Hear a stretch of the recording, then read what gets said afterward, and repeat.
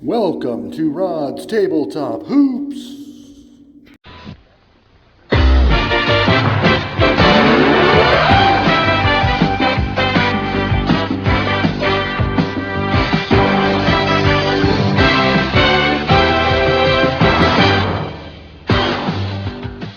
Welcome to Rod's Tabletop Hoops. Today we're going to touch on some vintage tabletop basketball brochures and other fun stuff.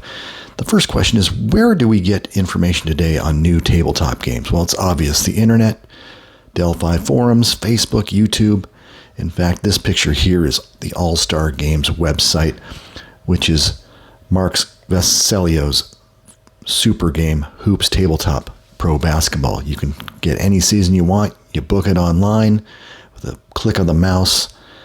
That's how you easily get your sports, or if you want more information or updates or downloads, it's all available at the ASG website. Here's another one of those online games called Replay Basketball. And this game, once again, you can buy right off the website. You pay with your credit card or PayPal or whatever works for you.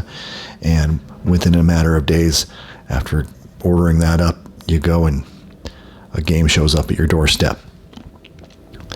Another game we've been talking about a lot lately has been Bank Shot Basketball, and Joe Bryan's game has gotten a lot of buzz lately, and it's got a lot of great game parts, and it looks like it's a lot of fun. And its new seasons are coming out all the time. And once again, you go to his site, you can buy the game parts, particular seasons of cards. He even shows you sample cards from each of those seasons he has. This is Wilt the Stilt from 1962, and you can see every detail of the card. And this is the kind of thing I'm getting into.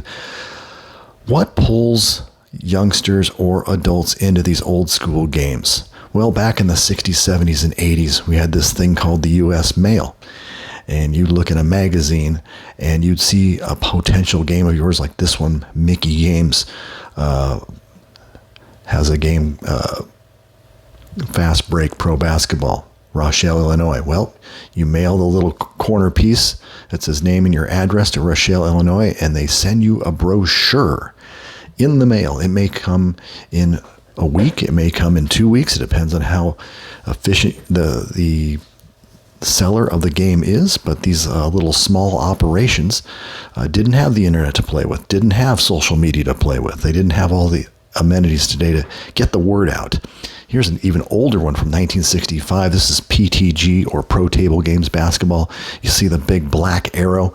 Mail this little dashed, dotted, perforated piece out of your magazine to us, and we'll mail you a brochure. In a couple weeks, look what shows up on your doorstep. One of these kind of mailbox goodies: APPA, Gamecraft, Pro Table Games Basketball, Fast Break, all kinds of game companies out there in the 60s, 70s, and 80s, and you were just overjoyed to see these types of pieces of information. Whether the game is good enough, that is up to you. You got to go through these brochures and really scale them and see what they're all about. Obviously, I'm not going to get into APPA too much, but their game was a magnificent failure. They had a really good-looking brochure, a really good-looking game box, and they usually sent a sample card, which was of decent quality as well. But unless you played APPA basketball before, you would be highly disappointed in the results. You'd probably throw that game in a closet and not see it ever again. But enough about APPA. There were so many good games out there. Pro Table Games Basketball came in the 60s. Fast Break came in the 70s. I consider Pro Table Games a first-generation game. Fast Break a second-generation game. And here is an example of some of these stuff that was inside the envelopes. It could be college football. It could be hockey. It could be baseball, basketball, almost any type of sport. As a matter of fact, APPA, I will give compliments to every other game besides basketball. They had some fantastic, and still have some fantastic games available. But you would get them in the mail. You'd sit there as a teenager and you just comb through these, especially during a summer month where you don't have a lot going on. And you go, wow, wonder what game I want to go after. And you finally make a decision and you mail off to that game company, and eventually a game shows up at your door. And that was always the excitement of certain summers, in between going outside and shooting some hoops or playing some wiffle ball or throwing the Nerf football around. That's kind of how things went. So, and here's another sampling of the brochures you get out of there. Look at the original Fast Break from 1974. It just says fast break in red lettering. And the brochure is multi-page, just semi-color with some red and black and a yellow card paper stock there. You can see how exciting that would be for a youngster to come out and actually play with that. There's also basketball pro style in this example. There's pro table games, and then a few GameCraft type games, extra innings and just various games. There were so many out there. You could dig through a sporting magazine, but we're going to start with at the humble beginnings with the first tabletop basketball game as far as I'm concerned. This is Generation 1, Nagamco's Pro Basketball. Now, I don't have a lot of brochures for this one. I just pulled a circular from All Sports Digest. Keith came out with this publication for a good decade or close to 15 plus years. And there's Nagamco. Best on 4 counts. It's got 18 pro game teams, which would be the NBA, 10 ABA teams. And you can play a full game in as little as 30 minutes. Now, that's a grab. You're like, wow, how can you play a full 48-minute basketball game in 30 minutes? Well, you could with Nagamco, according to this ad. Next is Pro Basketball PTG. Of course, one of the great early games out there. I'm really most fascinated by this piece of stationery for their envelope, the Pro Table Games one with the horseshoe. It was just really cool. They kind of changed that up over time. They came out with a very multi-fold brochure that says, ease of play, playing time, defense, accuracy. They had their little bullet points telling you this is why our game is the best. And it really was fantastic. The first couple of years, the quality of the card game parts were top notch.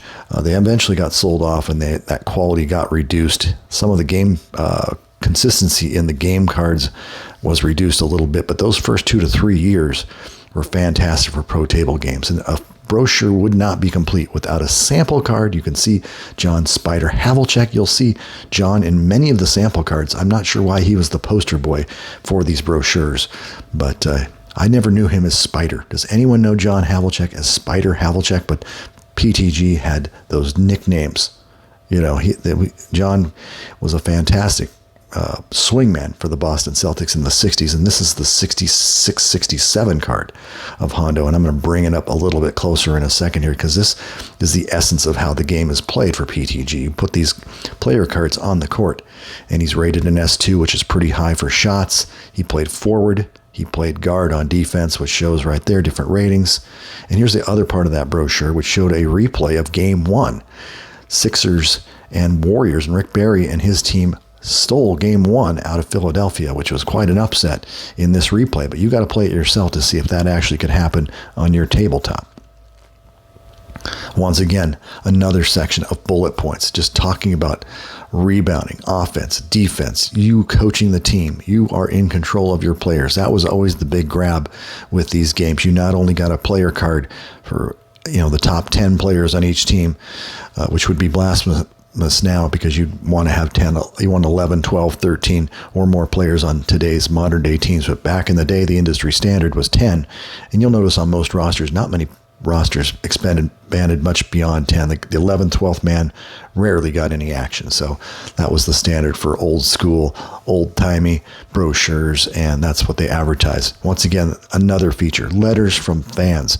I used to love reading letters from fans. They'd submit their box scores. Here's a double overtime game on this one. Feel free to stop the video and take a look at it. But there's a lot of letters from fans, and it's like if this guy thinks it's good, maybe it's a good game. That's kind of the way it was played. Speaking of games that we were not crazy about the way the game was played, is APPA Pro Basketball. It definitely has a humongous box and humongous boards. And here's the original brochure. APPA Basketball is here at last. And basically this company statement says, we waited and didn't want to rush a game to the market. We wanted to come give you something that was just great and tangible and lovable. And the game itself was not lovable from day one. And they ran with this basketball model for over 25 years. And before coming out with APPA Basketball 2, which it was too little too late for APPA. This game had a pass, dribble, and shoot sections of the court you'd play the game in. And I don't really know, unless you played the shortened version, which eliminated the passing and the dribbling, just became a shooting fest.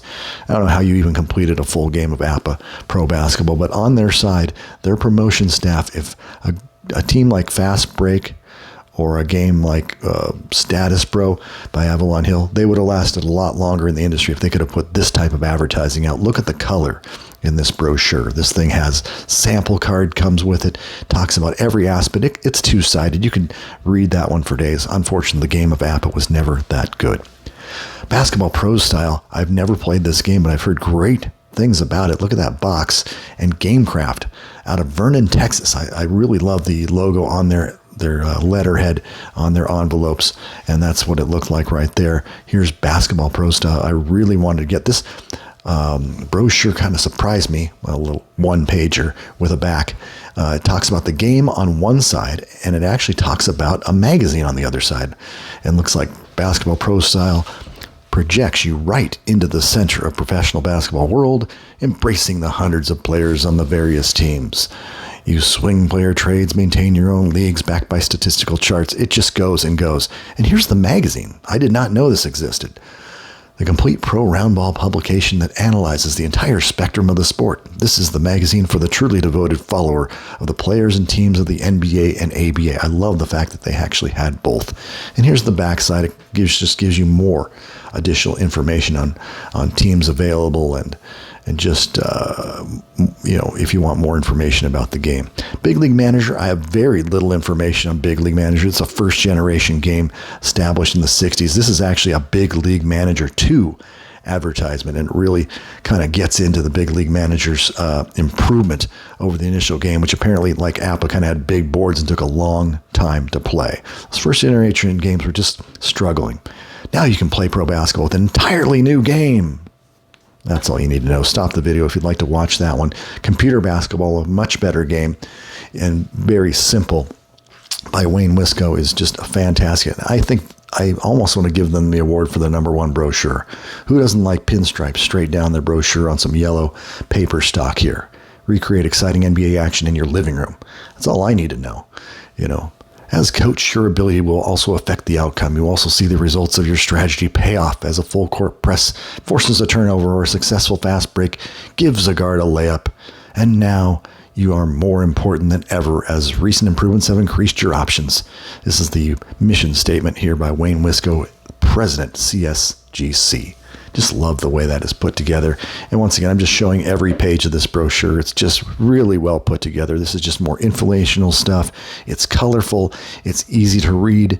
And the game itself is as simple as the descriptions here. I've actually played plenty of this game, and Wayne did a fantastic job. It's very simplistic. It was before the age of the steals, blocks, and turnovers for individual players. So you're going to get simplistic stats in many ways, but it is a lot of fun, and some great teams, and even some old-time teams. That was his big feature. He has released 2 sets, an A set and a B set of all-time great teams. A great game.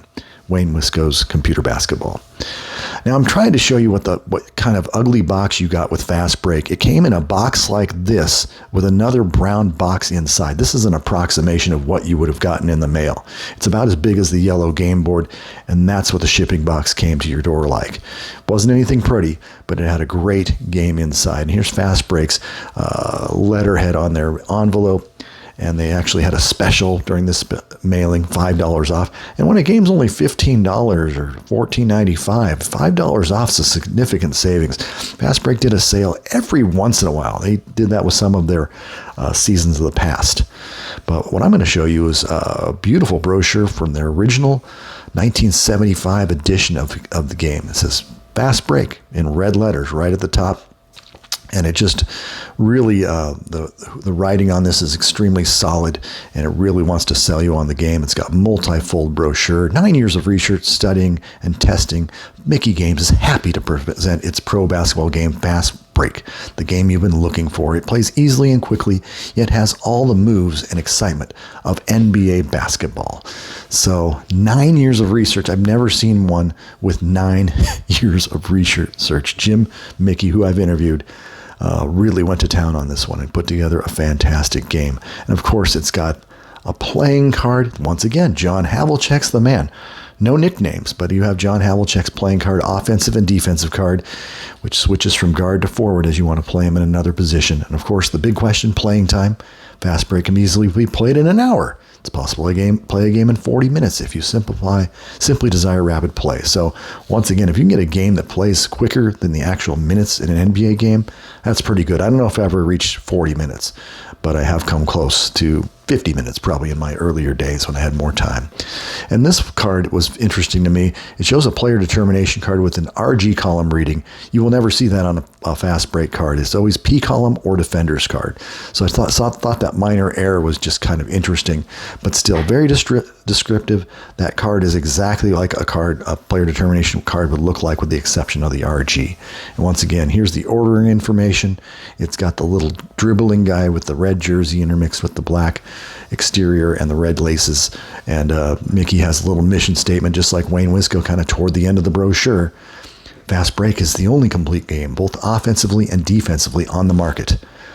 With our unique defensive cards, Fast Break is the only game with accuracy in all defensive categories, disqualifications, steals, blocks, causing missed shots, and committing fouls. Most of all, Fast Break is fun. It'll give you many, many hours of entertainment for only a few cents a game. Few pastimes or hobbies cost so little. Fantastic statement. And here's some of the later brochures. I think there's the symbol that had the $5 off. I think this is 83, 84 NBA, or 82, 83, one of the better seasons. They'd refined the game over the years, and you can see a player determination card, one of their updated ones with a little smoother font. It looked really, really good. And the backside of that flyer has Sidney Moncrief's card, and Moncrief was an all-league defender. You can see excellent on defense at guard there, and then ordering information if you want the game, if you want the cards, player determination cards. And a fantastically put together flyer right there. Still very cheap, much cheaper than today. Street and Smith's magazine came out with plenty of tabletop basketball game advertisements. And this is the Fast Break ad that I purchased Fast Break from. I basically cut off a corner that's not seen here because there was a big tear mark, so I kind of cropped it out and sent it off, got my Mickey games, and I never looked back. Here's another popular game, Strat-O-Matic Pro Basketball. This is the red edition, the one that lasted from about 1972 through 1980. Beautiful game box, but they improved their formula and came up with a 1981 version. And this game box lasted for about 40 years, from about 81 to about 2020 or so. So anyway, if you bought Pro Basketball that stretch, you probably are familiar with that box. Anyway, this 1975-ish flyer is fantastic. Great color. Describes the game in detail. You can see their little mission statements right about to the right of where those three little talking heads are. A little bit of clip art right there. And they describe the game as something that took about 3 years of research. It's not 9 years of research like Jim Mickey, but Strat-O-Matic put their money on two distinctly different games, a basic game for 10 to 13-year-olds and a so much better or improved advanced version for adults, a little more detail. But anyway, this thing also talks about, you'll be amazed to find in Strat-O-Matic's 75 Pro Basketball game an exact reproduction of all aspects of real basketball. You will have at your disposal lifelike replicas of pro basketball players whose actual playing ability has been precisely measured in every minute detail. I don't know about that. You, the coach, will have complete strategical control. I haven't used that before, of the actual shooting, defense, rebounding, and passing talents of 170 NBA players. Strategical control. Interesting. And here's a full-size sample card of who? Of course, it's John Havlicek. Maybe he was just the popular go-to guy in the mid-'70s, but of course I've got a PTG one from the '60s. Here's the actual sample size of a card. I believe this is the basic card right here, and it's simple, and they just start describing what the basic game is versus the advanced is what they're going to say. And they still to this day have basic and advanced versions of Strat-O-Matic Pro Basketball. The next page of the brochure goes into what the game play board looks like and how you set up your teams. This is obvious a 2-player board. More people today, I think, play the solitaire version, so this board kind of would have to be manipulated a little bit to play solo. Jim Mickey's boards had a flip over board where you can play solo or multiplayer games, but sometimes it's just as fun to play with the multiplayer board because it's a little more detailed. At times, you must weigh the effect of a good guard versus the superior defensive guard. You must always be careful to have at least one player who can generate an offensive attack for you, for without such a player, your offense will fizzle out. It is your judgment that will determine whether a player will be benched after committing his 4th personal foul in the 3rd quarter. How many times do you use you and your and put them in caps? That was a record probably with this Strat-O-Matic basketball brochure. Anyway, here's a actual player card sized advanced player card, and it's just showing that there's an extra column, a little more detail on the card. So I'm imagining that if, just like most games, the advanced game will take a little bit longer than the basic, and this is the original one. I know the new game is that way. The basic game is simple. The advanced game takes a little extra time. Like I said earlier, the game is geared to be played for 10 to 13-year-olds in basic. An advanced game is to be played by adults. I think I bypassed that rule when I was about 12 years old. I had no problem going straight to advanced because I like detailed statistics and I don't like things that are missing from games. And that's what basic games typically are. They are a stripped-down version of a much better game. So, they're showing making reference to the Havlicek card, the Milwaukee team defensive card, that type of thing. But once again, this page refers to the advanced game, and they got the little pawn where you can put that on a player who has possession of the ball. And earlier one, they had the little dice, so they made a little bit of detail in here. And this is a very interesting brochure. Of course, it completes with the back. How do you order this game? You can get a full deluxe set with all the teams. You can get a set with all just a select set of teams. You can get a gift special set. You just have all of these options. I don't see ABA here. I just see NBA, which is always kind of a disappointment. The ABA only had a couple more years by this time, but you always wanted to see if you can get the NBA teams. And moving to the magazine advertising side, you get this brochure, Strat-O-Matic Advanced Game, revised for 1978. So, once again, 2 games in one, trying to sell you on the versatility. You go to the dashed line, you cut it out, you mail it in a couple weeks, you get a brochure so you can order the game. And here we go, Status Pro Basketball, originally known as NBPA Basketball Game. That's the original game box from 1971 or 72. Here's a later 70s game box, I believe. It shows a very convoluted set of players here, Billy Cunningham, and I think there's a couple different teams in there. The 1979 and 1980 versions, I believe, had this generic Washington Bullet on the game box. The back of the box was very descriptive, though, so you can buy this in go to any niche game store and buy this Avalon Hill game and read about it and buy it right off the shelf. Once again, the box games are cool in that respect if you found the right game. I bought a version of Status Pro Baseball, I believe, in Hawaii. I went to a game store. I was in Hawaii for 3 months after college, and it was right there on the shelves. Once again, the back of the game box, this is a mid-80s version, mid to late 80s version, and there's a kind of a generic-looking Kareem Abdul-Jabbar. Nuts, here comes Lambeer with his great rebound rating of 29, a block rating of gasp 3, and he's shutter -3 on defense. I didn't know Lambeer even had a season where he was a block rating of 3. The guy can barely jump over a candlestick. But this Spencer Haywood, Kareem Abdul-Jabbar hybrid player, it's kind of entertaining to me because they don't want to use the exact image, but they just change it enough so they wouldn't get sued. One of the final Avalon Hill game boxes of Status Pro Basketball right here. So you can see they went through a number of different game boxes where APPA kept the same box. Status Pro pretty much kept the same box. Strat-O-Matic kept the same box. These guys went different box almost every couple of years. And once again, the dashed line. That's where you cut out the magazine page, which some people didn't like to ruin their magazines that way. But if you wanted to take a look at this game, you mailed that off, got the brochure, either ordered the game and had it mailed to you, or you went to a niche game store, they actually had this stuff on game shelves. And that's all I have. Whatever game you play, I hope you enjoyed the history, the 1960s, 70s, and 80s, maybe early 90s history of these tabletop games and how were they marketed to the public. You basically had the U.S. mail, and that's how it went. Thanks to Matt Rockwood, a good PTG Matt friend of mine, for supplying brochures and other information to me very recently. I just found some of these brochures fantastic, and I had to share them with you. So thank you for watching the video, and I hope you have a great, great day. This is Rod signing off for Rod's Tabletop Oops.